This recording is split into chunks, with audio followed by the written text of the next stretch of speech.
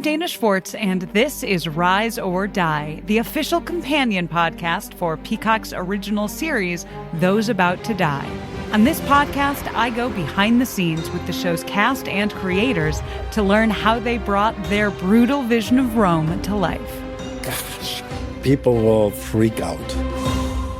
Rise or Die launches on July 18th. Watch or listen wherever you get your podcasts. Hello, I'm Alison Larkin, writer, comedian, narrator, and host of the Jane Austen podcast. Join me as we embark on a journey through Austen's timeless stories, starting with Pride and Prejudice. The Jane Austen podcast with Alison Larkin is available wherever you listen to podcasts. Hello, everybody. Welcome to December. Now that I'm alone up in the intro, I just really feel like I have full reign to do and say whatever I please. We are going to get into the I in team very shortly, but before we do, a few things. First of all, London, we aren't there yet as I'm recording this, but by the time this gets into your little Scooby ears, we will have probably met James Marsters and other Buffy alum over at the London Vampire Ball. Follow us on Instagram, on Twitter, or on Facebook, or all three at BufferingCast, and you can see those pictures, stay updated, and patrons, we are going to send you some extra content from our time at the con as well. If you want to become a patron, of course, bufferingthevampireslayer.com. Just click on Patreon, and you can find out all of the wonderful, lovely, brilliant things that you get by being one of our patrons. Seattle, we are getting closer to coming out to your city. January 19th and 20th, we will be at PodCon, and stay tuned because we will hopefully have some details on a meetup that we are arranging for January 21st in the early afternoon. Now, before I get to the other newsy news, we of course have to get to spooky news.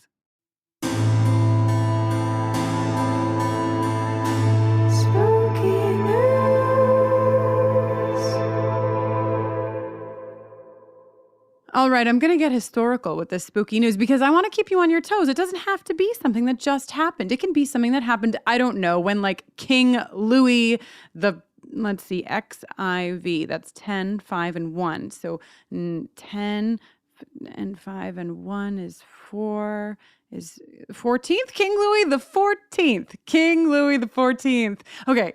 I did it there live for you so you would know that I not only understand Roman numerals, but I can compute them very quickly in my head. So this is a news story from a long, long time ago, and it's about when King Louis XIV died. Okay, so here's the deal.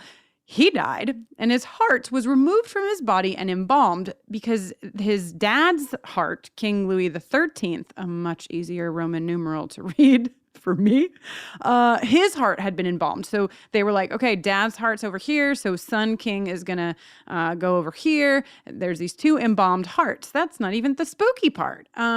First of all, the heart of King Louis XIV didn't stay next to the dad's for long because the English nobleman, this dude, Lord Harcourt, was such a fan of King Louis XIV that he acquired the heart and placed it in a silver casket, which he would occasionally take out to show to his guests. Okay, so we have two kings, a dad and a son. Both of their hearts are embalmed. They're supposed to stay together, but this dude, Lord Harcourt, is like, but I love King Louis XIV. I want to know how much sexual tension was happening here.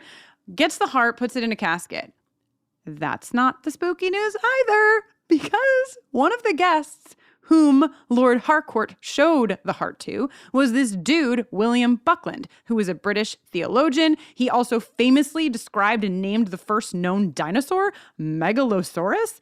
This dude is like really, you should read about William Buckland. Lots of information on this dude, but I'm not going to tell you all of it. I'm just going to let you know that this dude had made it his life's mission to taste every animal he could. So when Harcourt shows him the embalmed heart of Louis XIV, Buckland's like, yeah, dude, let me eat that shit. He ate it. He ate the heart. He ate King Louis XIV's heart. Now, he died shortly after eating the heart. I looked into this because I was like, is it because he ate the heart? But it was far enough after that I don't think the heart actually killed him. He was buried in St. Nicholas's churchyard in Oxfordshire, England. Maybe we'll have time to go and see that gravesite of William Buckland. And Louis XIV is buried in the St. Denis Basilica, but he doesn't have his heart. So his heart is in the belly of Buckland over in Oxfordshire.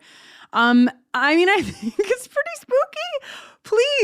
Please send me all of your spooky news. Email me at bufferingthevampireslayer@gmail.com. If you see a new news story, if you see an old news story, send it all my way. I will choose these news stories and report them to you dutifully every episode. Until next time, that's been Spooky News.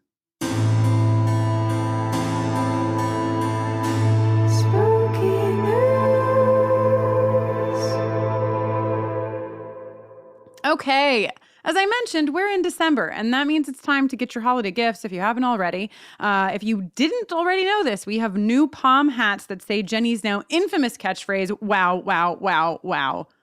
How many wows was that? Wow, wow, wow, wow. Yeah, it says it 4 times across the hat. We have kid-size Smash the Demon Lizard Patriarchy t-shirts. We have mugs back in stock. We have Alewife t-shirts. We have so many things. And as many of you know, we host all of our merch through a place called Hello Merch. We love Hello Merch. And also, Angel on Top, Jenny Owen Young's, and Gay Stuff by Kristin, my new little store, are all hosted at Hello Merch, which means you can get things from all 4 of those places if you want. You can get an Alewife tee and a Patriarchy mug by us. You can check out Angel on Top's new Cordelia t-shirt or their new Big Demon Energy enamel pin. You can grab some of Jenny's music or some of her t-shirts. She has awesome shirts and sweatshirts for you. And you can go and grab some gay stuff in my store, Gay Stuff by Kristin. You can put it all in the same cart. Fun for the whole family. Also, while we're talking about gift giving, 'tis the season, whatever that means.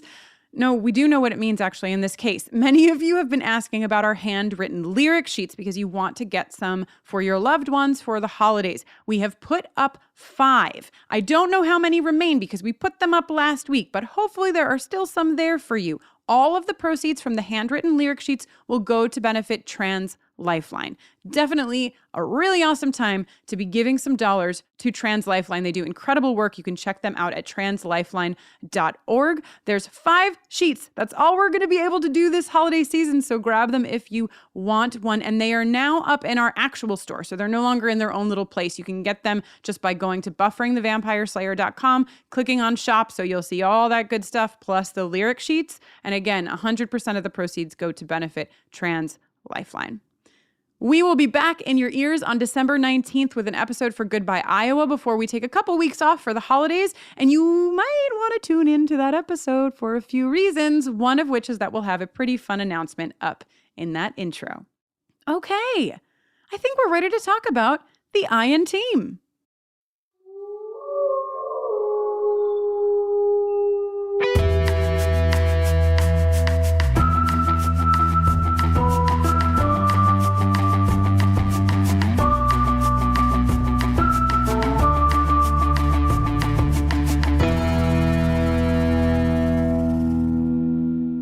Hello, and welcome to Buffering the Vampire Slayer, a podcast where we are watching and discussing every episode of Buffy the Vampire Slayer, one at a time. Spoiler free. My name is Jenny Owen Youngs. You all right? Yes. You're going to make it? Yes. Okay. My name is Kristin Russo, and this week we are talking about Season 4, Episode 13, The I in Team. Funny, I didn't think there was an I in Team. There's not, but there's an M and an E.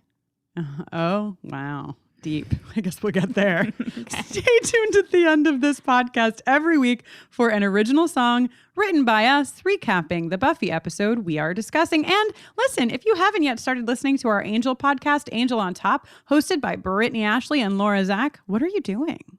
What indeed?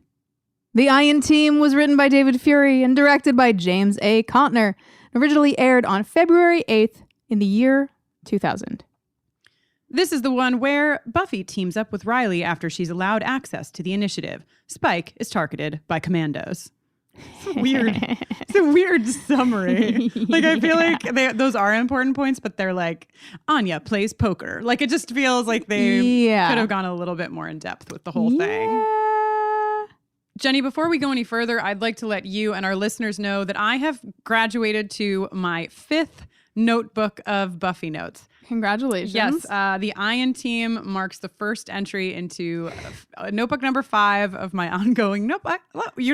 She's scoffing no, at I'm not me. scoffing at you. I'm just like, ugh, of all the episodes to like start a new notebook on, it's like, Yeah, it's a little anticlimactic, but nevertheless. So is your first note in your new notebook poker night?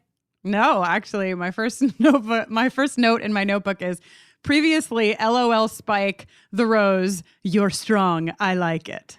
Dude.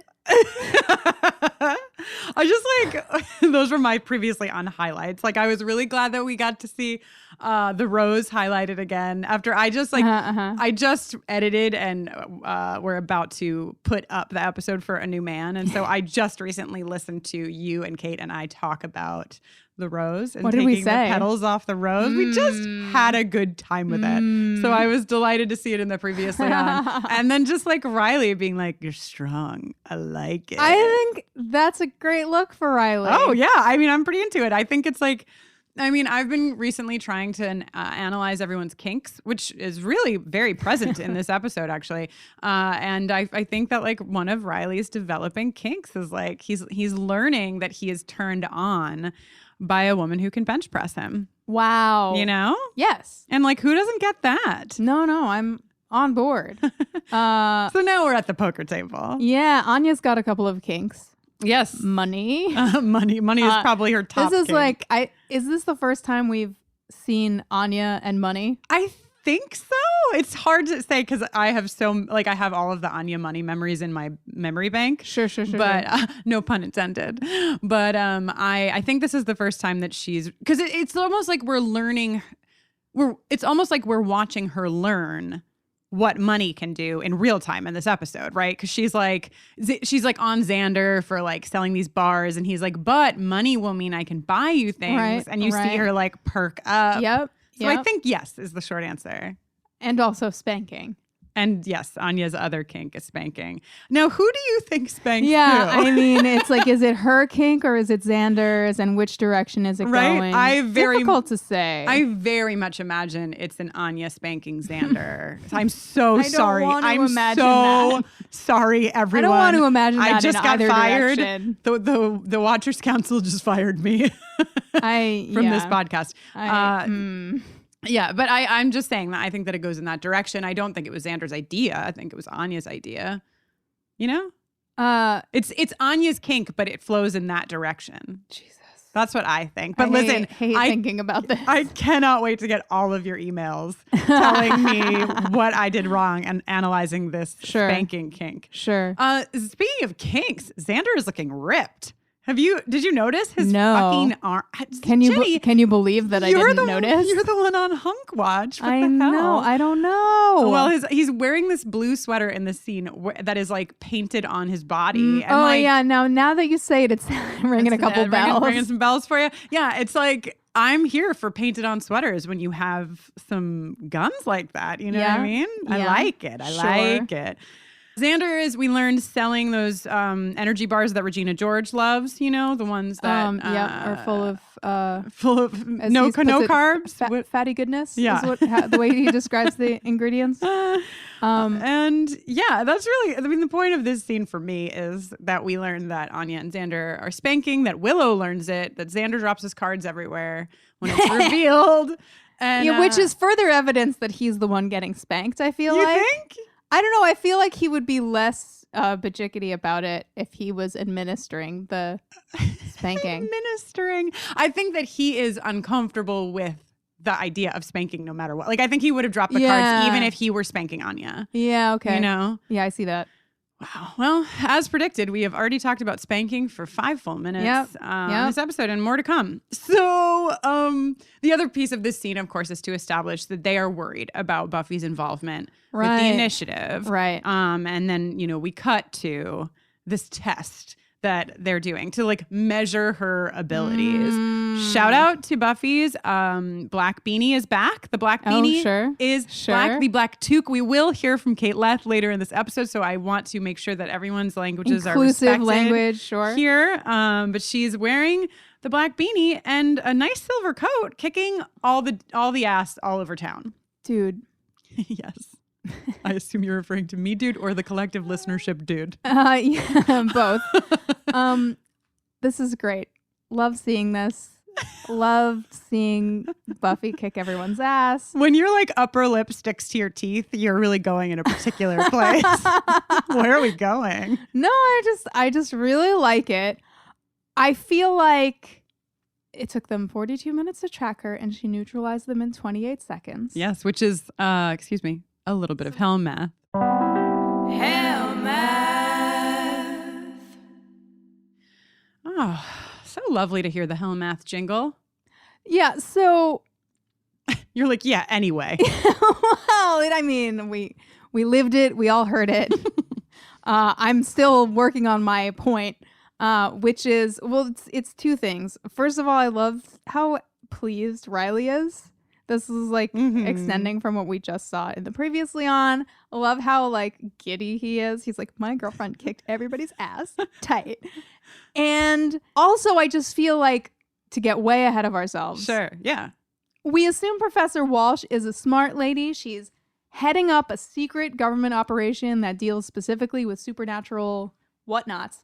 And her big plan to take out Buffy later in the episode is to just trap her in a sewer with two Polgara demons that like they have under like mind control. Yeah, I agree 100%. When she just took out a slew of G.I. Joes. Right.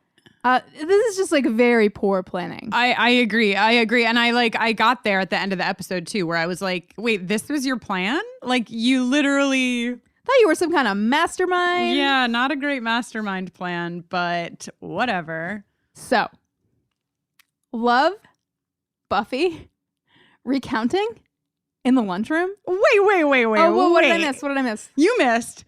Professor Walsh is going to pivot to want to kill Buffy, but in the first moment when she comes out of that fucking truck and she's like looking at Buffy, who has just done this thing that she's never seen anyone do, she is hot for Buffy. She's just like looking at her. And my note is, please go back and pause for Walsh's love eyes. Okay. The other thing that I want to point out, because this is an episode, I mean, really, this is like a sexual tension episode. It's just full of like kinks and all sorts of nonsense. So Graham is like, hey, Buff, thanks. And Forrest is like, fucking Buffy, which will set off the course of Forrest's narrative for this episode, which is he's so pissed that his boyfriend has a new girlfriend. Yep. Okay. He is. Now we can get to the lunchroom. Oh boy, I have things to talk about in the lunchroom. Okay, so this like whole deal where she's like, and then I kicked all the commandos' asses, and then I used one of them as a shield, and he absorbed a blast of 12,000 volts. This is fine. What? Yeah. I mean, I guess like in military training, like you do suffer some injuries and stuff, right? I don't know. We're really not skilled enough to be a secret. Oh.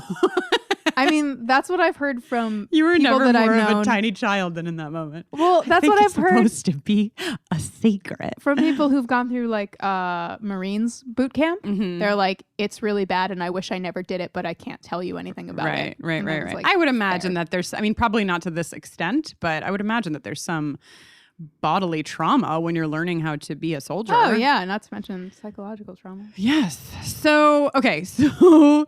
Jenny, you have a segment that you've begun, whatever, called, well, does it have a name? It's like Riley's palm size. The size of Riley's hands on Sarah Michelle Gellar's body. Watch. Yes. 2019. So we'll get that. I mean, 2018. I mean, what year is it? When this episode airs, it will still be 2018. Thank you. I don't know. They just started like selling like Christmas tree candy on November 1st. I'm all turned around. Yeah. We're really in it. We're in the thick of things now. But Riley, so, okay, fine. Right. They're like having this exchange and Riley walks in and Buffy's immediately distracted.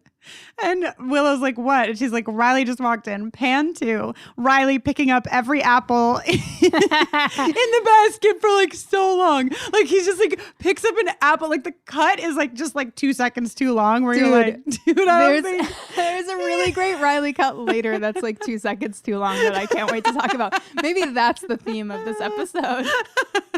Just a little bit too much of Riley. Yeah. Oh my God. I also have I have a moment from later that fucking kills me. We'll get there. Okay. So anyway, Riley palming apples just reminded me of your segment. Oh yeah. The size of Riley's hands on apples in the lunchroom. Watch 2018. I mean, I feel like I know it's mostly specific to Sarah Michelle Gellar, but I just he's feel a huge man. Right. Like living in a regular sized world. I feel like the segment should be the size of Riley's palms. Like, you know, on hands, whatever. His whole hand. His whole hand. Because we're not usually seeing his palms. We're seeing just the wrap of his fingers. The wrap of his fingers. Exactly. Obscuring his palms because they are adjacent to whatever he is gripping. So anyway, he chooses, after all of that apple palming, he chooses a Twinkie. Can we just talk about Twinkies are disgusting? Yeah, but Twinkies were such a thing in the 90s. I mean, they they're still so are gross. such a thing. There's so many. Okay, butterscotch crumpets, oatmeal cream pies, ding dongs. What were the other like ones that were like ding dongs, but they were like hot dog shaped? Rolos? No. Oh. Rolos are candy. Rolos are candy, but I do know what you mean. I don't know what they're called. There's like 2 devil dogs. Yes. Devil dogs. Wow. Exactly. I can't believe that just came out of my brain. All of that like sort of like single serve most extreme cake stuff. Sure, but most of what you listed are either chocolate-based cakes with cream filling, or they have frosting of some kind. So what about the people who don't want as much of the sweet stuff and they just want the vanilla cake? That's who the Twinkies are for. I would say Twinkies and oatmeal cream pies have a comparable amount of cream. So you're going oatmeal cream pie over Twinkie. Oatmeal cream pie was actually my tip top number one I fucking fave. loved an oatmeal cream pie, I do have to admit. At my mom's house, we never had any trash. Meaning food like this? Yeah. But in my dad's house, there was like soda and oatmeal cream pies, and I would wait for my dad to go to bed, and then I would turn on MTV, which we didn't have at my mom's house. Yes. And I would drink a Pepsi, sometimes a Coke. My stepbrothers, like one of them preferred Coke and one of them preferred Pepsi, so there was always they got both? Yeah, it was kind of fucking wild Wonderland over there. exists. It was like Eden. And then I would eat an oatmeal cream pie, Wow, drink a soda, watch MTV or The Legendary Journeys of Hercules, or later, when there was a spin-off, Xeno Warrior Princess. Wow. Getting in all of your candy, both visually and I was like, my dad edibly? can never know that I'm eating this oatmeal cream pie, that I'm drinking this soda, that Xena is making me gay. Help! Oh, wow. What a monologue that was. Also, I think it's really nice that you said it was like Eden in an episode where we meet Adam for the first time. God. I'm just saying. Fuck. Okay, when people say they want to delete this season, yeah, I just feel like we're really starting to get a face full of it right now. Well, Adam is pretty rough. Yeah. The whole thing is pretty rough, but I'm having a joy in this episode. I took so many notes and I laughed aloud. So like I'm here. No. You know, that's the thing about Buffy, right? Is that like even the worst season is still great. Well, but it's because we love the fucking characters so much. So like in these episodes where the plot is just like what and the like ancillary stuff is like what? We still have our Willow. We still have our our core characters who are like, oh, Giles and Spike, you know, like we get the delights we need to keep us keeping on. So this scene ends, of course, in the lunchroom with Willow saying, everyone's getting spanked but me. She's really upset. And so since we've been talking about spanking so much, Jenny, please, I couldn't think of anywhere we should go but to our dear friend, Kate Leth. Queen of fashion, queen of spanking. It's time for our friend Kate to give you the Buffy fashion update.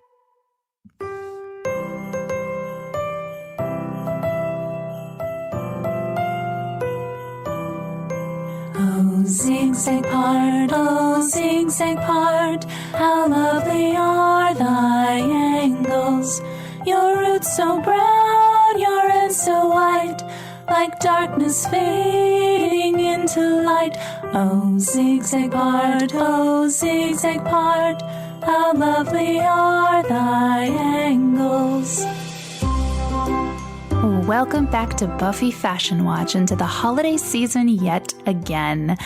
This isn't a holiday episode, but I'm getting in the spirit, and how could I be inspired by anything more than I am inspired by Tara McClay's hair? We've talked on episodes where I've guested, I think I've mentioned it in Fashion Watches before, but I was an avid wearer, user, worshiper of the zigzag part in my hair for all of the years that I watched Tara do the very same.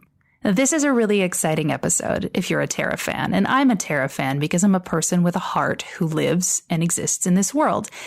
It is so exciting to see her. It is so exciting to watch her talk to Willow, and even though it's early days and it's stumbling days,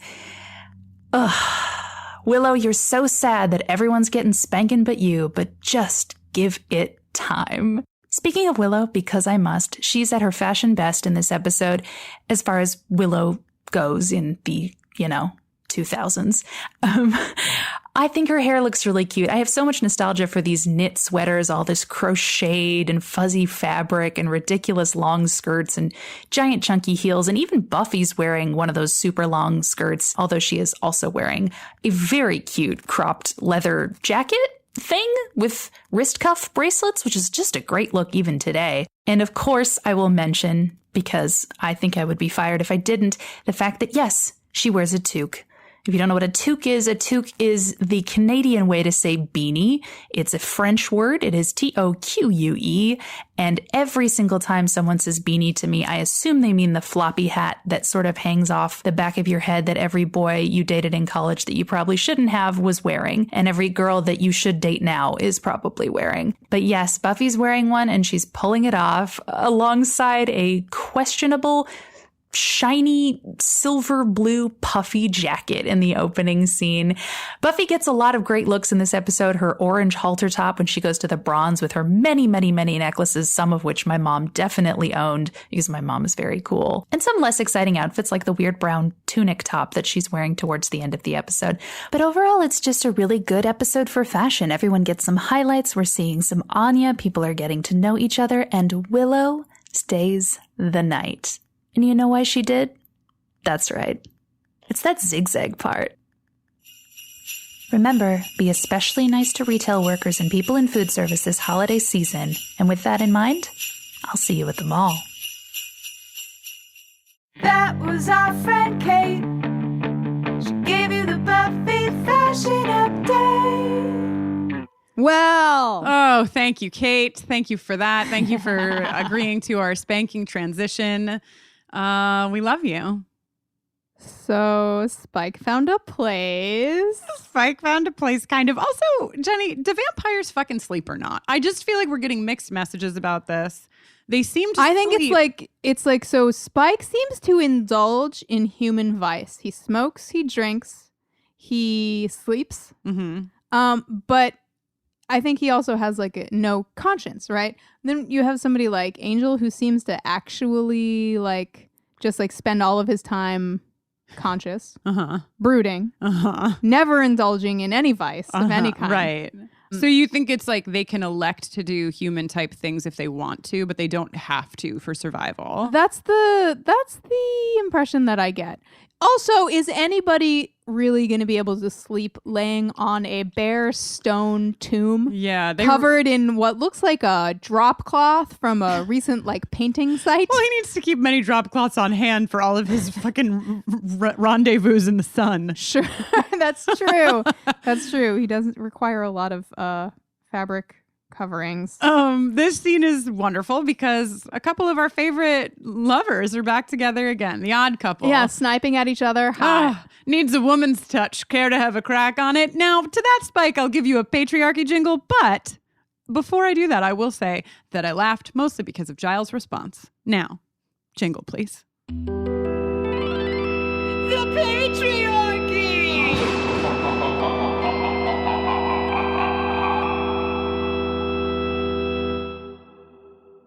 While the patriarchy jingle was blaring in all of our ears, Jenny was like, what was Giles's response? And it was just that he was like upset with Spike, but he was also like, oh, this again. You know what I mean? Like he misses Spike. And you know what? Sure. Fucking Well, Spike Ethan misses- just left town, so Yes. Giles is once again lonely. Craving the English, touch of an English bloke. Companion. But Spike's not having it. He's like, our business is done now that I have your $300. I don't want to hear from you, see you, nothing. Leave me alone. I don't need you. Fuck you, dad. Yeah, and Giles is kind of hurt by this. And like Giles has a couple of points that he makes before he gets tossed out, which is like maybe there's a higher purpose, and he gets totally railroaded by Spike. Yeah, even railroaded by Spike. even if there wasn't a higher purpose, like he's appealing also just to the fact that Spike likes to destroy things. Right. And he could be destroying things as part of a team. Right. It's very sweet. And he also makes another point, Giles does, about Spike's choice to stay in Sunnydale. Now, Spike says later on in the episode, like, I'm staying here until they fix me, right? But I just feel like he just likes hanging around with the gang. He does. It's like his little family is here, even though he hates them. It's like, so what's the deal? They're not going to kill Spike because he's harmless, right? / charming / hot, but they are going to like let him, sort of move in the general direction of trying to get fixed. Yeah, it's all rules are suspended when it comes to Spike. Yeah, because true. he is hot. I fall victim to and funny. That rule suspension all the time. So Giles leaves Spike's crypt, and we go to the initiative where two things happen as we roll into this scene. One is that the dialogue is written, of course, so that we think they're talking about doing it, right? Are you ready? Jenny, I hate it. Since this is an audio-based endeavor, Sorry. I'm gonna ask you to stop making I just hate it. I don't like this enough. Okay, what don't you like? Let me pause my train of thought so that we can discuss why you made that noise for so long. I'm sorry. I just don't like how they're like, get it, like sex. Yeah, it's very over the head. And like the first turn of the scene where she hasn't gotten her retinal scan yet is really over the head. And then like once they get into the initiative, it continues with, you told me it was big, but you never told me it was huge. And Riley says, I don't like to brag. And we're like, we get it. Yes, penis, vagina. Ugh. So, but the other LOL moment is like this massive deal they make of her seeing the initiative. This is Sarah Michelle Gellar's finest and most demanding performance to date. She pretends to find the initiative impressive. Once again, for those of you just joining us, the initiative is like an airplane hangar with a pit dug out and filled up with tinfoil. Filled up with Reynolds fucking aluminum tinfoil. The good kind, the kind that's expensive. Yeah. The like thick foil. Yes. And there's like 3 or 4 tables that like demon bodies are. Why? It's not sterile. They're doing all kinds of stuff down there, right? All kinds of procedures. We assumably, like if they're doing behavior modification, this is like surgery, sensitive. You don't want like germs, airborne. Sure. Bacteria or germs or whatever getting into the mix. They're just, it's fine. We'll just cut them all open down here in this tinfoil lined pit. The tinfoil just makes everything fine. And it's so stupid. I hate it. Jenny's really upset. I hate the initiative. Yeah, I think most of us are with you. And Sarah Michelle Gellar won an Emmy for this episode, of course, as we all know, for doing such a great job. That's a lie. At pretending that this is impressive because it is not. And I hate it. Also, the elevator never drops off where they got off. Oh, it drops off at a different place? That's right. Oh, yeah, it drops off at the top. And they always are at the bottom. Like, it drops off at the top of the stairs. Yes. How dare. How dare you? You thought you could pull one over on us. Not today, whoever wrote this. Somebody. David I wasn't. Fury? Was David Fury? Also. Yes, sorry. please continue. No. Please keep talking. Oh my God, sorry. I just realized the note that I have following Sarah Michelle Gellar's like acting or whatever was, wow, look at all this foil. So Riley and Buffy are still in the throes of like, oh, this is where you work. Oh, you're such a hot G.I. Joe. Oh, you're such a hot chosen one. And they start to kiss. And then Walsh, beginning what will be her journey into continually loving to watch Buffy and Riley do sexual things together, rounds the bend and is like, hello. No. Hello. Why don't you stop doing that? And then, of course, she's in such a good mood by the fact that she's gotten to witness this that she makes a very rare joke. Your visitor's pass. And I've assembled some reading material to bring you up to speed. Oh. I thought I was never going to get homework from you again. You can't take that home. That's classified material, highly sensitive. When you're through reading those pages, you'll have to eat them. To which Riley's like, she's joking, and she is so pleased with herself. She's like, I did. She jokes so infrequently that her jokes are completely indiscernible from the rest of everything else that she says. Also, she's like gesturing to the tinfoil pit. She's like, we call this the pit. Really? Where'd you get that name? Wow, what a cool name. This is a serious ass government operation. So we see all the weapons. We see this new comm cam, which thank you so much for explaining to us that comm cam means communications camera. Riley. Listen, there's a lot of fast-paced, short-syllabled military lingo flying around down in the pit. Buffy gets a pager, which will be very, very important. This is the first pager she's had, which means that we certainly haven't heard one of the most infamous lines of the whole series yet, right? If the apocalypse comes, beep me? Doesn't that happen in season 1? Oh, yeah, but she doesn't have a fucking pager. What the fuck? So, okay, backtracking. Yeah, because I saw this and I was like, oh, I guess that line hasn't happened yet. I just feel like it's happened and it happened so long ago. But yeah, she said she's been meaning to get one of these. So joke was on us in season 1 had we needed her. Or at least on Giles. Yeah.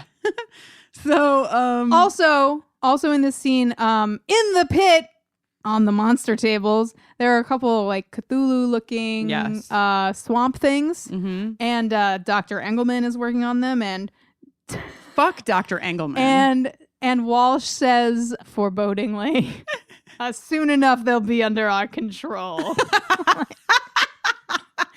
And then she goes on about how Dr. Engelman is like a leading dude in xenomorphic behavior modification. Worst. He's the fucking worst. I wish Adam had skewered him. I will tell you what. That would have been nice. Right? Professor Walsh's monotone is very, very intense in this episode. And my theory is that like the direction was to be as monotonous as possible so that when we get to the end where she's screaming after Riley, it's like a complete turn, right? Because for the first bit of the episode, I'm like, we get it, but you could like inflect a little bit. Right. Anyhow, let's please get to the next scene. Let's please leave the pit so we can get to, I've been trying to find a doll's eye crystal my entire life. I've been trying to find a doll's eye crystal my entire life. Well, since June, anyway. Where'd you get it? It was my grandma's, I think. I found it a long time ago in my attic. I want you to have it. Oh, no, Tara. That's really sweet. I can't. It's like a family heirloom. Listen, everybody, I have a lot to say about this fucking scene. I titled this commentary, Lesbians. Good. Capital L, capital E, capital, you get it. All the letters are capital. All the letters are capital. Sure. Tara's like, fucking, here's this goddamn priceless, incredibly rare family heirloom. My grandmother gave it to me, but I just met you. I have met you, and I will give it to you. I will give it to you because I am a lesbian. A lesbian witch. Now listen, I know whatever. What kind of family heirlooms have you given away to somebody you just met? Listen, Jenny, I don't know if you know this about me, but I happen to give advice to a lot of tiny queer people for a decade of my life. And I can tell you that among other things, I had an email. I think we might have even talked about it on the podcast before. I had an email written to me from somebody who said, I have been dating my girlfriend for 1 month and I would like to commemorate this occasion by giving her a dove, a live dove bird, a dove bird. She wanted to give her girlfriend a bird. We did talk about this, and a live creature is one thing. But a family heirloom is a different But this is just, it's thing. It's like, and listen, everyone has feelings. Obviously, not just queer women have feelings, but like, I just feel like this is some gay shit right here. You know, It's very gay some shit. fucking gay shit is happening. I need to get, and Willow, to her credit, is like, whoa.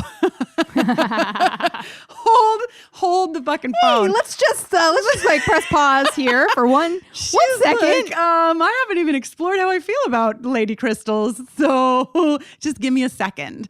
Tara is like, even right out of the gates before she invites her immediately. That's the other thing, right? So Tara's like super sad that Willow doesn't take the crystal, but she's like, oh, it's fine. You can like see her. But also, yeah, she's like bummed, but Willow's like, well, let's do spells with it together. And Tara's like, how about tonight? Like, Tara, I love Play it you, cool. but just fucking calm. Just be cool for once. Just be cool. She can't be cool at all. And No. Willow, heartbreaker. Willow is like, I have plans. And I don't think that this particular crowd of people, like, she's really, and like, She didn't have to say it like that. She didn't have to say that. She could have just said, I have plans tonight. I mean, But how about tomorrow? But I think she felt, I mean, this person, she's getting very close to. They've removed petals from a rose and they've moved a vending machine, Jenny. Those are two So big steps that's in pretty- any relationship. Yes, Yeah. So they're moving pretty quickly along the common trajectory for relationships. And I think she felt that Tara was wondering why she wasn't invited, like why she couldn't come along. So she had to justify it. But yeah, the way she says it is like crappy. And also there's a lot going on for Willow here. And we see more of it, as we saw some of it last episode, and we're going to see more of it in this episode, where she's not willing to talk about Tara at all, which is because willing is not the word I would use. Able. There She's we go. not able to talk about it because she's really confused about whatever is happening. And she knows it's like that thing where you know that it's more than a friendship, but you haven't ever had it before. So you just keep thinking like it's a friend. Like you had the experiences like this, right? Where you're like, this is a friend. It's a friend. It's a friend. It's a friend. Yeah. And then it's not, but you're not able to really give it any other meaning apart from, I can't talk about it because I think it's more than that, but I don't know what that means. And this is where our sweet, sweet Willow is. Wait, have I had that? I mean, I don't know. The first girl that you ever were with, were you just like, yep, gay? Or like, was it more of a question? Yeah, no, I guess it was more of a question. Also, there was like no talking about it because she had a boyfriend. Mm-hmm. Yeah. Keeping. Oh boy. But yeah, I mean, and when I was like, well before I was out, I came out at 17, and when I was like 12, I had experiences where I knew that my feelings were intense, but I didn't know why. They weren't sexual feelings even. Right, like they were just like right. really intense. Like, please have this family heirloom crystal. Like, Yeah. please. But I couldn't quite put my finger on it. No weird Freudian pun intended. Okay, so why don't we go to room 314? Well, 314. Oh my fucking God, Adam. This is a mess. The metal plate on the side of his head. For no good reason, he has the exact same bone structure in his face on one side as the other, but half of the skin is either necrotized or demonic or whatever. Does that mean like deaded? Yeah, I hope I'm nailing that.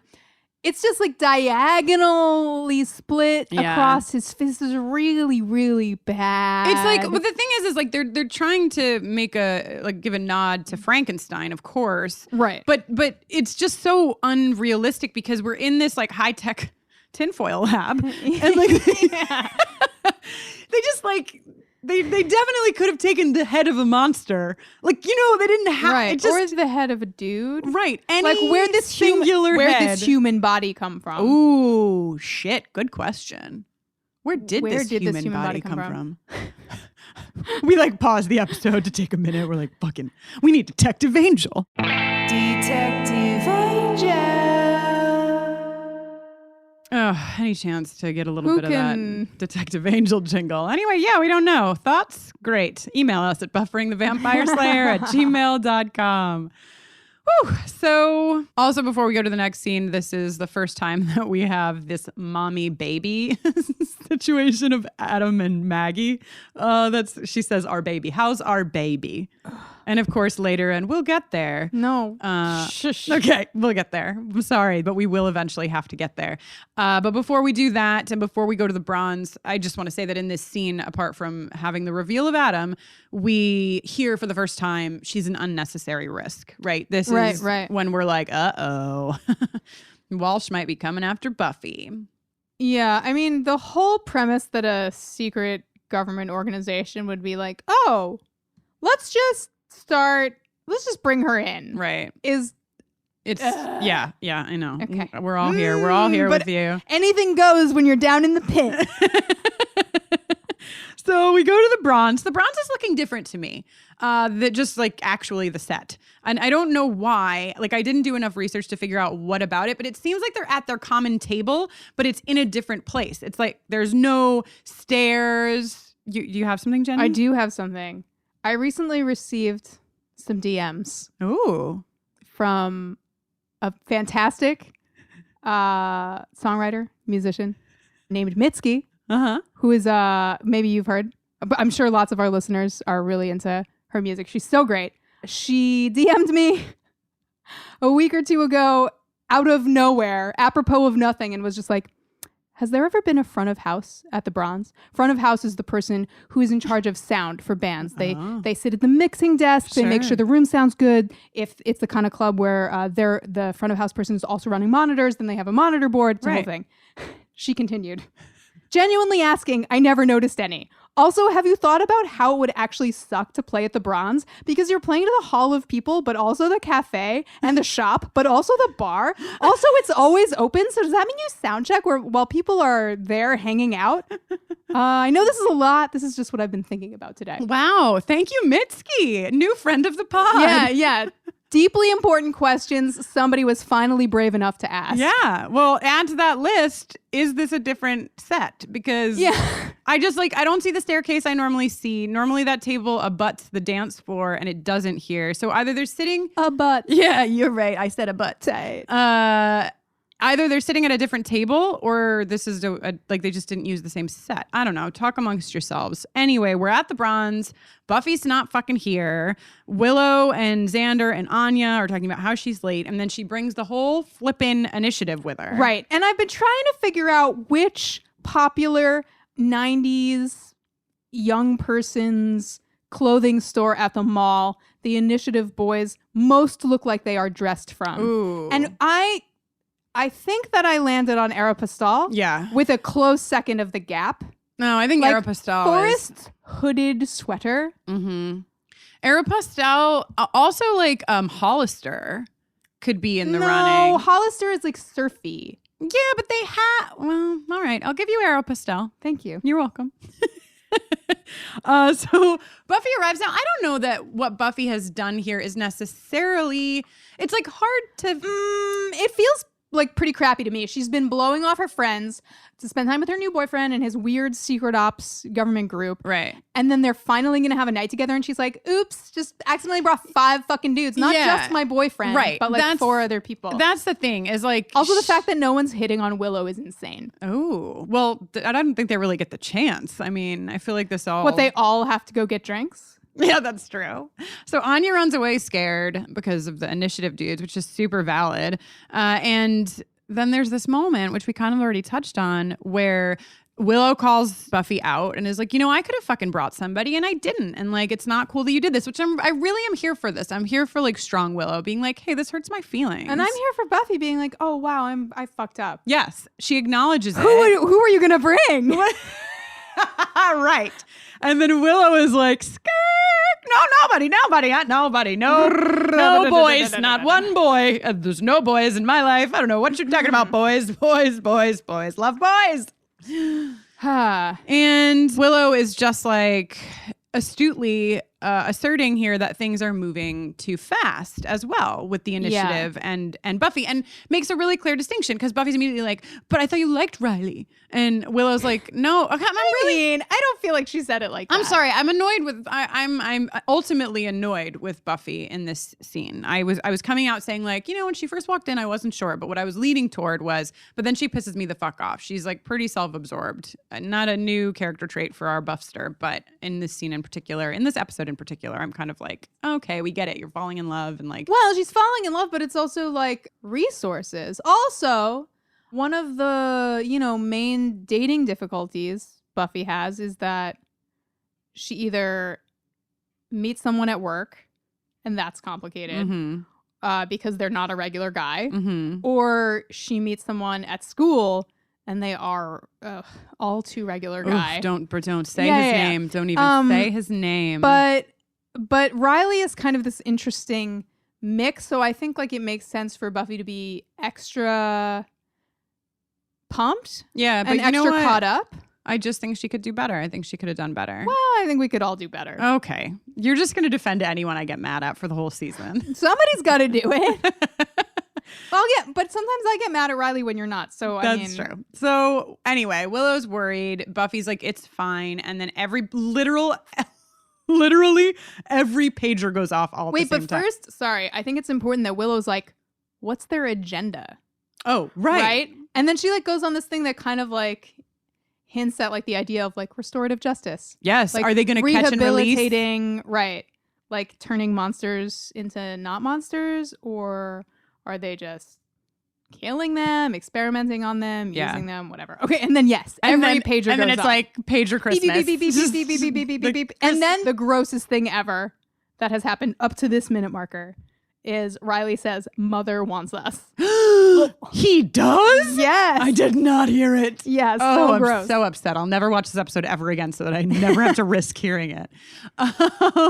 So then, of course, we get this like pan through of the army, which this pan is very reminiscent of the pan that we saw in Hero and Angel, if you're watching Angel with us, when he's sort of infiltrated the demon army. Right. Instead, now Buffy has infiltrated the initiative army and stands out like a sore thumb in a tank top, Sure. And she's patrolled in this halter many times. Yeah. And this is, and we sort of got a little bit of this when you were talking about what Willow was asking. Like, this is the real divide between the initiative mind and the Scooby mind, is we ask questions.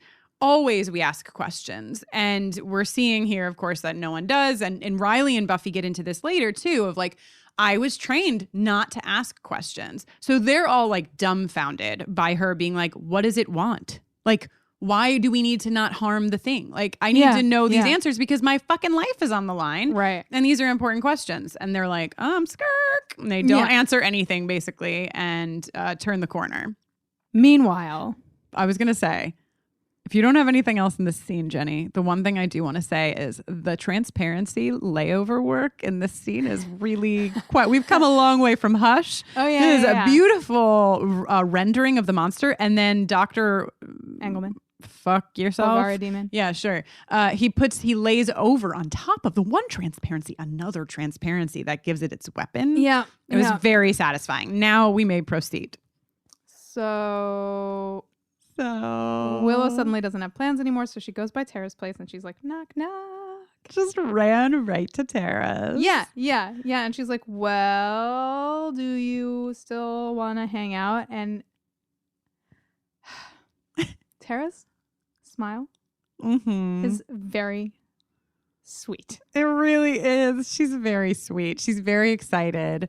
And then I guess they just do magic all night long. Yeah, I guess they just like do spells. Just some spells all night long. Just like some really long because spells. Willow never makes it home. Literally comes home the next day. She was doing so much magic. Yeah, you know how it is. Ladies got a magic. Yeah, all late into the wee hours of the morn.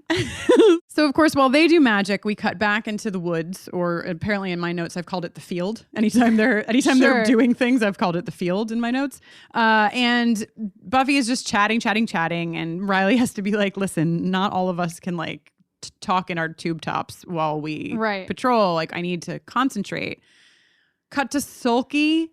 Wait, before we go there. Yes. They have this exchange about how he's like, yes, no, she likes you. She liked you before I did. Classic misstep, which sails past Buffy for a second, but then she ultimately comes back to it and is like, what do you mean? And this is where Mark Lucas is just filling time. Like, he reacts to it like 5 times in a row where he's like, it goes on forever. Oh, they really stretched this one out. Yeah. Support for today's episode comes from OneSkin. And if you have sensitive skin, you're going to want to hear about their scientifically proven topical supplements. Free from over 1,500 chemicals and preservatives that can make skin red, irritated, or itchy, their products are safe for sensitive skin. It's just one of the reasons they've earned the skin-safe seal of approval. They've also earned the Jenny Owen Youngs and Kristin Russo seal of approval, if I do say so myself, Jenny. I couldn't agree more. I've been using OneSkin for a few months, and after a few weeks, I remember it like it was yesterday. I texted Kristin, and I was like, maybe she's born with it. I looked in the mirror that morning and was like, oh, things are happening, and I am happy. I have used a million billion skin products, and I did not think that I was going to switch off of the skin like lotion, the moisturizer that I used and the under eye cream that I use, because I have used them for a little while and I really liked them. And I've switched completely, which is a pretty big deal. OneSkin is the world's first skin longevity company. By focusing on the cellular aspects of aging, OneSkin keeps your skin looking and acting younger for longer. Get started today with 15% off using code BUFFERING at oneskin.co. That's 15% off at oneskin.co with code BUFFERING. After you purchase, they'll ask you where you heard about them, and if you can, please tell them that we sent you. As a podcast network, our focus is bringing you shows you love to listen to. But we also sell merch related to those shows. And partnering with Shopify has made that both possible and simple for us to do.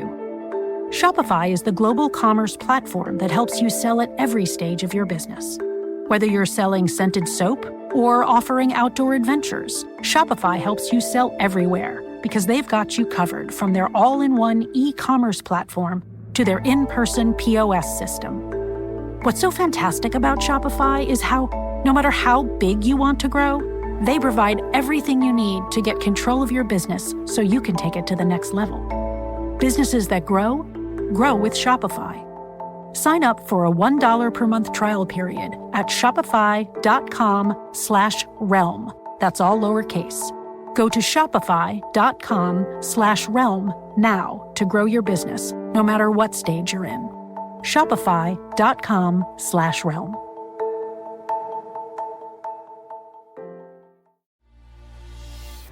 Hello, I'm Simon Jack. And I'm Zing Sing. And together we host Good Bad Billionaire, the podcast exploring the minds, the motives, and the money of some of the world's richest individuals. Every episode, we pick a billionaire and we find out how they made their money. And then we judge them. Are they good, bad, or just another billionaire? Good Bad Billionaire from the BBC World Service. Listen now wherever you get your BBC podcasts.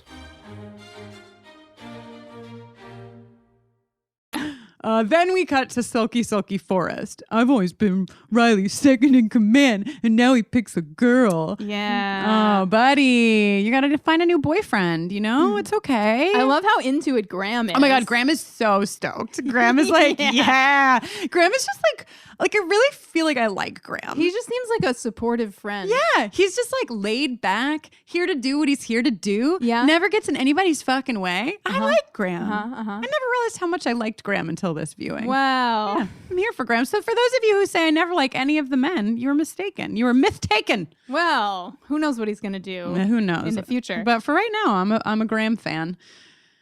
So the initiative, of course, spies Spike. On his way home from the grocery store or the gas station and the butcher. Yeah, we find out later he's gotten smokes and blood. Yeah.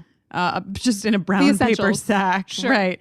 And they tase him, or they not tase him, they tag him rather with a tracker. He runs off, and then we move. Before we find out what happens with that tracker and that vampire, we move into a beautiful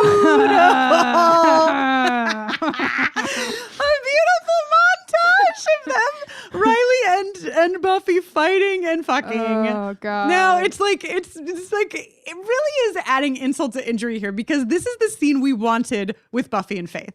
It's the scene Right. we longed for. Yeah.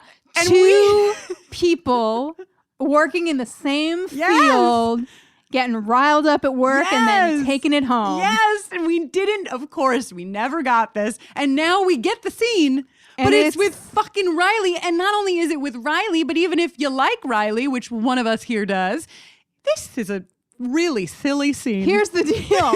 I'm going to let you say it because I can't even. So Sarah Michelle Gellar, we all know, is like sex on a stick. Wow. Excuse us. Look at her go. Yeah. She can make anything look hot, but she has been handed.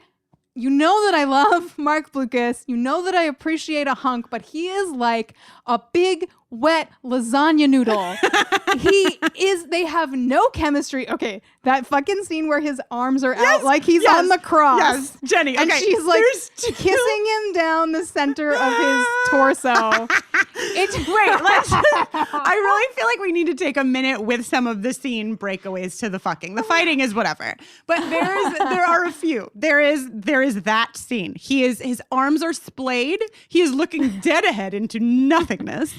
And she's kissing down his pecs. He looks so upset. So there's that scene. Then there's a scene of just him taking off one of her boots. Her boots. Her motherfucking boots. What is that? As I would like to hear from anyone in this room, in this listenership, have you ever sexily taken off a shoe? Has that ever happened to anyone? Now, I don't know that it's possible. A tall, sexy boot, a zipped up boot to the thigh. Perhaps I will leave room for or that. a high heel. But a fucking Aldo ankle length leather. Stylish yet sensible patrol boot. Absolutely not. Come on. I think she would have taken off her own boots. What are we doing Ooh, here? and then there is one, I think there was one sexy thing, but it came after so many non-sexy things that like my brain didn't have time to fully adjust, because then there's this very quick cut of her, like,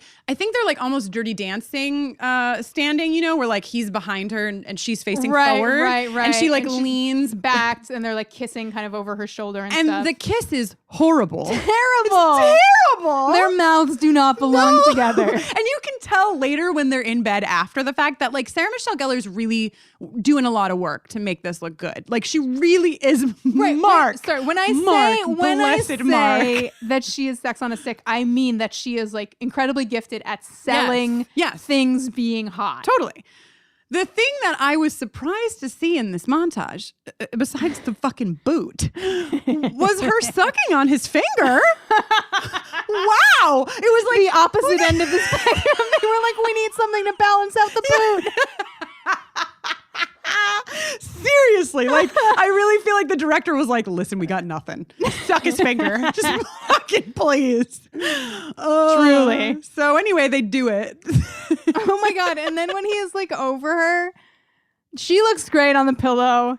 He looks like, I don't even know. I love him. He is a wonderful hunk. You know where he looks a lot better is when he's on the bottom. When Buffy's topping Riley. That's like the one moment I was like, yes. Yeah. Now we're in. Then now he we're is in. like looking up at her with the awe appropriate for the scenario. Yes, agree. So the other part of this scene that, of course, cannot escape mention is that as they're fucking, Walsh is fucking rubbing one out in her office. Oh, God. Watching. Okay, that is so much worse than what you could have. I'm sorry. I know. I didn't think I was going to say that. Really bummed. I don't. That you said Should that. I take it out? Also, the fact that she's still watching at the end. That's what I'm saying, Jenny. She saw the same shit we did. She was like, she's still watching. She was like, yeah, take that boot off. Take the other boot off. No. Leave one boot on. Oh my God, I'm like sweating. I've worked myself up to an actual, it was not a good day for a turtleneck sweater. I am wearing, in honor of Riley, a turtleneck sweater. while taping this. Okay. Whew, I'm really, really sorry that I said rubbing one out. I'm sorry. I'm sorry. I didn't want to say it. I wish I had never said it. I can't take it back now. It'll be too hard to edit. Okay. It's too late. Wow. Just as long as you feel bad about what you've done. I felt horrible before it even left my, like I couldn't stop it. It was just happening. I got so worked up by the sex montage that it happened. Anyway, we go to Giles' house and guess who's back? Your favorite character. The little match girl is back for you. Yes, an entarped Spike comes busting through the door, which is never locked. And we get this amazing back and forth between him and Giles where he's like, why should I help you? And Spike's like, because it's what you do. You help people. And then, of course, gets Spike to the end where he's like, yo, bro, you made me pay you. Yeah, Giles gets that rebate. Yeah. So Giles gets like 8 crumpled dollar bills back from his 300 and they begin work on taking the tracker out of Spike's back, which really is a pointless scene, a situation for every reason except for getting to see James Marsters' beautiful shoulders. Right. And love getting to see Spike kind of drunk. Mm-hmm. Also, I don't know. It just seems like that tracker is just like, it just looks like a long, skinny thing. I don't understand why it was actually hard to get out. Yeah, they really, and you want to know what I don't understand, Jenny, is why did we have to call Willow over to ionize the room? Is it just for the joke? Is it they were just dying to have everyone's hair stand on end? The purpose of it was that No, I mean, I know, to block the guys, but it's just like this episode didn't have enough material. And they were like, we need more scenes. Because like there's just no... I just feel like there's no point to all of this. Yeah. It's just like, I mean, we get a little bit of enjoyment out of like seeing Giles and Spike banter and like, but this moment when their hair stands on end, I'm like, you guys. Yeah. You guys. Also, the hair people were probably so annoyed they did all that work for half of 1 second. Yeah. Anyway. Okay, but before we get there, Buffy wakes up and Riley is staring at her. Buffy wakes up and Riley is already staring at her. Buffy wakes up and Riley is already staring at her. As someone who slept or tried to sleep in a bed last night that was plagued by an enormous cat who just sat really near me and stared at me all fucking night. I'm here to tell you, don't stare at people when they're sleeping. Sure. Just don't do it. Sure, yeah. It's rude. But maybe he heard... It's off-putting. Maybe he heard that, like, you know, that's the kind of boyfriend she's into. She loves... Oh, true. she loves when her boyfriends just brood and stare at her all night. True. Also... His vitamin alarm goes off. His vitamin alarm goes off, which is very endearing, even to me. But besides him staring at her, which of course I'm not here for, it is nice that Buffy has finally slept with a man who is still in her fucking bed when she wakes up and is still like, you know? Oh, yeah. I mean, like, I guess and she can remember who shall it. not be named was still in the bed or like came back with coffee or whatever the fuck. But like, it's just nice, despite what I think about Riley, it's very, very nice that Buffy has a fucking minute here of normalcy. And we know how it rolls for Buffy. She'll only ever get a minute because then they have this back and forth, which we talked about already. I am how they train me, says Riley. They teach you to follow orders, not ask questions. And this is important. Like Buffy's really starting to learn a little bit about him and how he functions and what have you. But Riley's also a bit turned around by Buffy because the first thing he does when he gets down to the tinfoil pit is he looks through the 314 window. Yes.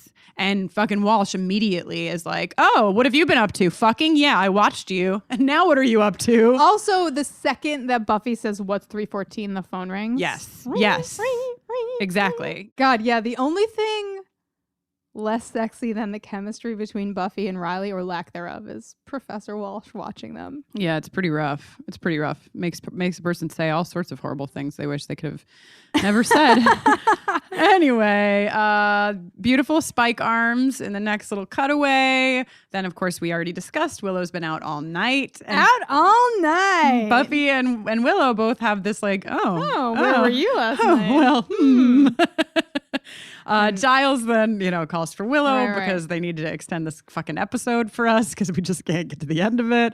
And Walsh sends Buffy to the sewers and the rest of the team elsewhere because With of the course $20,000 prototype. Yeah, she doesn't give a fuck. She just wants this girl dead. Well, I think she wants confirmation that she's dead. Right.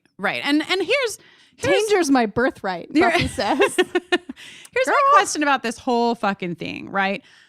You've already marked your distaste with the fact that they've put 2 demons against her when they already saw what she could do. Yeah. But my question is, because they didn't just put 2 demons against her, they also gave her this device that would confirm when her heart stopped. So she didn't only have to kill the 2 demons. She had to, I think her move is what she did here is she killed one, no? Were you shaking your head at me? What? I think she just took it off because it's on the ground. Oh, and that's all you needed to do to that device? I think there's a massive design flaw because otherwise how would it monitor your heart rate if it's not making contact with you? Right. Well, see, that's why I thought that, wow, did she kill one, pop the thing on it as it died? So it was like still on a living but dead being. Oh, interesting. And then who even knows if those things have heartbeats or if their hearts would beat at the rate of a human or if they have more than one heart? Thank you. Those were all of my questions. Like just the whole... I was under the impression that she just took it off, but I guess it does slow down, doesn't it? It does. It slows all the way down to nothing. Maybe because it's a prototype, there's a delay. Maybe, but maintaining the signal. I think maybe just write this episode better. Write this episode better. So she, of course, kicks the ass of these demons very easily and fools everybody. And what's crazy, Jenny, is that when I watched this scene where Riley comes in, and we'll talk about it, obviously, but I, until this watch, had it in my mind that she could also see them, that like Buffy knew what was going on because it's at such a perfect time, It's like right when Riley's finding out so that he gets to see that Walsh is a liar, but she doesn't know any of that. She can't see anything that's going on. And Walsh is like, Riley, something terrible has happened. Buffy's dead. And then Buffy picks up the comm cam and she's like, bitch, you thought I was dead? I am not dead. You're going to be dead. Yeah. And then Riley's like, fuck you, Mom. Yeah, this is really rough. And we're going to really explore more of this in the next episode. Oh, are we? I mean, I don't think that's a spy. I mean, we know that like the blow that Riley has been dealt, whatever your feelings are for Riley, my heart fucking breaks for him in this moment because this is the moment his mom tried to kill his girlfriend. Well, and like he thought the world was good and he thought that he could trust. He was doing good. Yep. He thought he could makes me like honestly want to cry. I just got very emotional. But like he thought he could trust what the orders he was following. He thought he could trust the people in charge and he can't and he couldn't and they were bad. And that is really, really fucking sad. And he's also gone through this like pretty traumatic thing of thinking that this girl that he's falling in love with is dead and then she's fucking popped up on the TV screen like, actually, no, your fucking work mom tried to kill me. Yeah. Ooh. But you know what? Some people in the world still care about other people in the world. Giles is like, Spike, it's not safe for you to stay in Sunnydale. Spike. One last kiss before you go. Your well-being is paramount to me. Yes, right. The Tracer's out of Spike, but he's going to stay because he, quote, wants to get fixed. He feels like it. Sure, buddy. We know that move. He's going to stay because he loves the Scoobies. Just admit it already. Yeah. This is the moment, of course, also that I was talking about with Walsh, where Riley walks out. And this is massive. And everyone in the initiative is watching it. And they realize how massive it is too, because Riley is like the right hand, like he does fucking everything she says. And she is blood curdling, screaming. And she's like, first like, Riley. And then she's like, Agent Finn, I demand that you stop. Like trying orders, trying anything. And he doesn't fucking stop. Sorry, no, the progression's the reverse. Yes, it's Agent Finn, I order you to stop. Riley. And he does not stop. He does not look back. And good, because he fucking shouldn't, because she's a fucking crazy killer. And that's very sad. We'll get more of that, I'm sure. And then we, of course, get this beautiful love scene between a monster and his creator. Yeah, Walsh is like, I'm not going to let this little bitch. Yeah, she's like, finally, some meaty dialogue for me to sink my teeth into. I'm going to give this whole monologue about like my motives and where I'm headed next. And then I'm going to get impaled and die. Yeah. And this is a pretty intense scene. And we actually, with any luck, we'll have an interview for you with Lindsay Krause, who plays Maggie Walsh. We had intended to put it in this episode, but had to reschedule. So we're hoping to have that in the next episode because, there's a lot going on here. And it's also a really interesting turn. It's like, I just feel like Professor Walsh was kind of a critical piece of the initiative. Why was the decision made to like kill her off when they killed her? You know what I mean? Like, it seems very sudden. So we'll get the chance to talk to her and ask her about what the tinfoil pit was like. Hopefully, fingers crossed. And if we do get the chance to do that, it'll be in next episode. Also, I've got big questions. Do you think that in the year 2000, this set looked impressive? No. Okay. No, I don't think it was ever impressive. I don't think in 1950 it would have looked impressive. Maybe a little more because it would have been like black and white. I don't know if that timeline checks out. Sure. For black and white, but you know what I mean. I think color TV was like the 60s, no? Yeah, I think so. So Adam, of course, impales Walsh, and as he does, dropping her to the floor, she says, "Adam," and he says, "Mommy." So to help us out of that horrific thing, let's end this with some sexual tension awards, Jenny. Yes, let's do it. Sexual tension award. Well, yes, indeed, of course. This episode's Sexual Tension Award nominees. It was hard to narrow down from all the contenders in this episode, but we did it. Here are your choices. First up, we've got... You can do it. You can do it, Jenny. I'm trying to think of some alliterative way to describe two Englishmen. It's Spike and Giles. Then, of course, we've got the on again, off again G.I. Joe and G.I. Joseph couple, Forrest and Riley. We've got Let Me Give You a Family Heirloom that is priceless and rare. Oh, yeah. Even though we just met a few weeks ago, let's cast some spells with it all night. Willow and Tara. Yeah. And then, guys, friends, who deserves this win more than Willow and spanking? Yeah, it's true. If you care about what I want, please vote Willow and spanking, or follow your heart. Vote via our Twitter poll. You can follow us at BufferingCast and cast your vote there. Yes. And I'm going to tell you who won last episode. Now, we're headed to London, so I have to make this call before the poll officially closes. But I'm pretty sure it's going to be accurate. Coming in last place with 1% of the vote is Buffy and Riley. I do want to mention that somebody tweeted at us to say, "Oh my God, I accidentally voted for Buffy and Riley. I didn't mean it." So I think that's the 1%. Sorry, guys. In third place, we have Spike and Demon Giles, 18%. In second place, we have Willow and Tara with The Rose, 22%. And taking this one, of course, they did, is Ethan and Giles, gathering 59% of the vote, and all of our fan fiction stories from here until the end of time. Congratulations, Ethan and Giles. Your trophies are in the mail. Sexual tension award. Well, do we finally get to stop talking about this episode? Oh my God, Jenny, we do. We really do. So many things I'm anxious to never relive happened in this episode, and therefore it is with great joy and a song in my heart that I tell you I am Jenny Owen Youngs, and when I'm not making this podcast, I am writing and recording songs. You can learn more about me and hear some of those songs at jennyowenyoungs.com/buffering. And you can give me a shout on Twitter at Jenny Owen Youngs.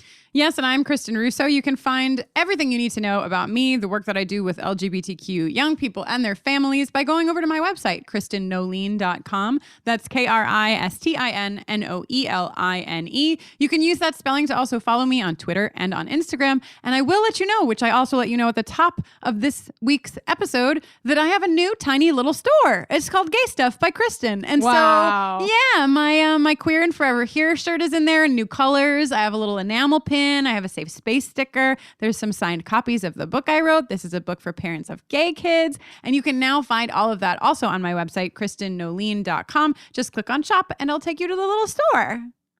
Wow. Fun, right? Very fun. Yeah. Congratulations. Thank you so much. Buffering the Vampire Slayer is on Twitter, Instagram, and Facebook at BufferingCast. And you can always email us at bufferingthevampireslayer@gmail.com. Also, time is now to order holiday things from our store. If you want to get your loved one, Smash the Demon Lizard Patriarchy stuff. We have Smash the Demon Lizard Patriarchy children's t-shirts. Hooray. Because all of those older than 24 months and younger than adult size clothing have been furious with us because they couldn't fit this on their little bodies. So now we have something for them too. Get all of that. Get your socks, get your records before it is holiday time. And last but not least, of course, if you would take the time out to rate and review us on iTunes, that would be wonderful. The other day, I had a conversation with somebody. They said, "What do you do?" I told them about my podcast. They looked it up and they were like, 5 stars and over 1,000 reviews. And I was like, dang, like you made me look really legitimate in the eyes of this person. So thank you. And the more, the merrier over there. And don't forget about Angel on Top. Go and rate and review them too. Yes, please do. And till next time. Woo!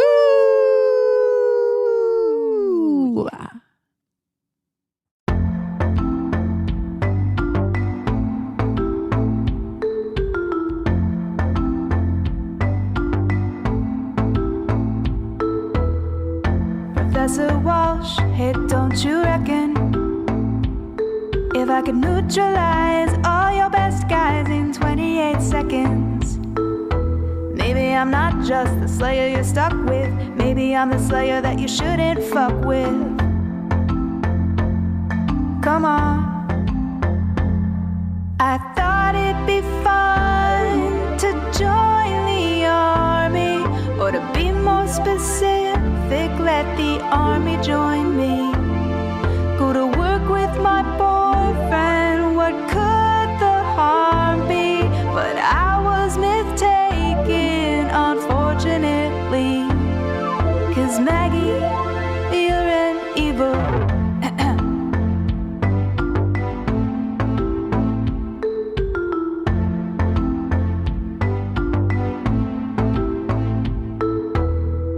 Professor Walsh, I'm feeling insulted. You think 2 Cthulhu swamp monster dudes are worthy opponents? For me? Honey, I'm not just the slayer you're stuck with. Believe me, I'm the slayer that you shouldn't fuck with. For sure. I thought it'd be fun to join the army, or to be more specific, let the army join me.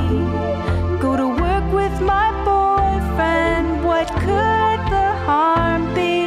But I was mistaken, unfortunately, 'cause Maggie, you're an evil bitch, monster of death. Bitch, monster of death. Bitch, monster of death. Bitch, monster of death.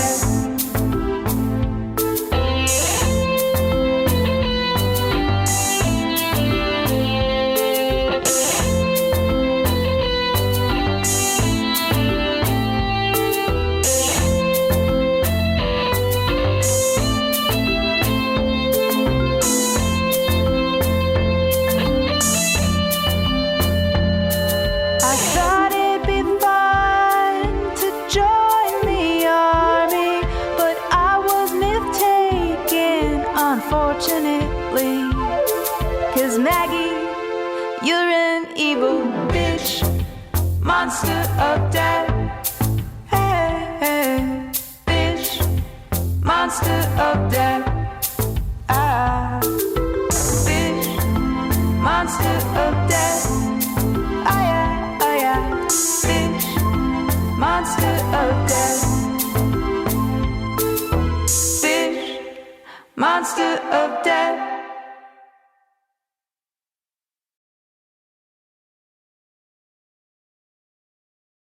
Hi, I'm Dana Schwartz, and this is Rise or Die, the official companion podcast for Peacock's original series, Those About to Die. On this podcast, I go behind the scenes with the show's cast and creators to learn how they brought their brutal vision of Rome to life. I talked to acclaimed director and executive producer Roland Emmerich. When I saw the first race, I was like giddy. Actor Ewan Ryan. For an actor, that's a dream, although you do get a lot of sand in your sandals. And so many more. You helped summon those ghosts back onto that stage. Every day when I went to set, I was giggling about what I saw. I think it's going to be a breathtaking thing. Gosh, people will freak out. Rise or Die launches on July 18th. Watch or listen wherever you get your podcasts. Finding a new podcast to listen to is easy. Finding a good new podcast, that's a little tougher. So let me recommend one. It's called Something You Should Know. If you like fascinating information you can use in your life from some of the top experts in the world, you're going to like Something You Should Know. I'm the host, Mike Carruthers, and recently we've covered topics like the benefits of laughing, the science of dreaming, where your deep desires come from, even how to make the perfect burger. We produce 3 episodes a week, and each episode is packed with rock-solid intel that will make your life better. And we have a lot of fun doing it. Something You Should Know has been ranked on the Apple Podcast charts every day for over 7 years. A lot of people like this podcast, and you will too. Listen to Something You Should Know wherever you get your podcasts. Look for the bright yellow light bulb on the blue background. It's Something You Should Know.